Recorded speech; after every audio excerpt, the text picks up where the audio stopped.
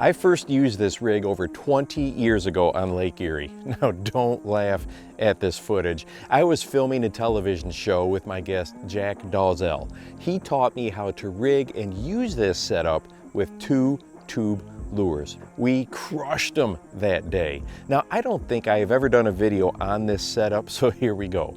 Of course, rigs like the drop shot and jig minnow have really taken over, but this is something you can try, and I would be willing to bet you'll be one of the only ones using it, so it's probably something different, and the bass are likely not used to it. Now, you'll have to check the regulations for your state to make sure you can have 2 hooks on a single line. But here's how you rig it. Take a barrel swivel and slide it onto your main line.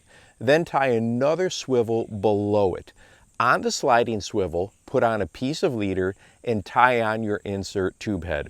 On the swivel attached to the main line, use a longer piece of leader and repeat with the jig head.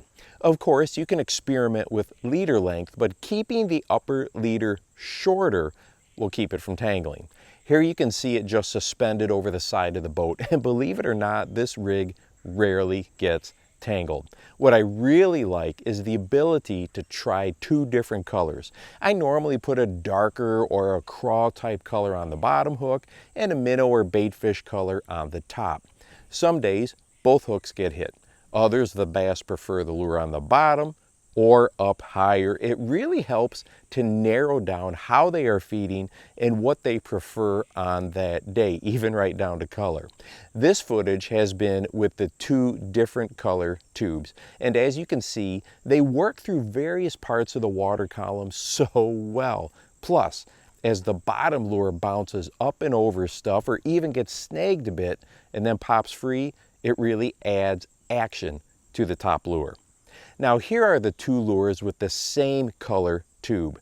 This should be a little easier for you to see. My favorite retrieve is to just use a simple drag. In fact, on Lake Erie that day, we were using a drift sock and dragging along. That is plenty of action to get those lures dancing, but adding some pops here and there is so effective as well.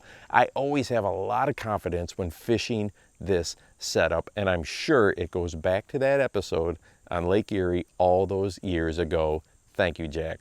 And hey, if you want to watch a video about wind, especially if you hate the wind, and maybe something that you can do that will find active bass for you, but also keep you out of it, go ahead and watch this video right here.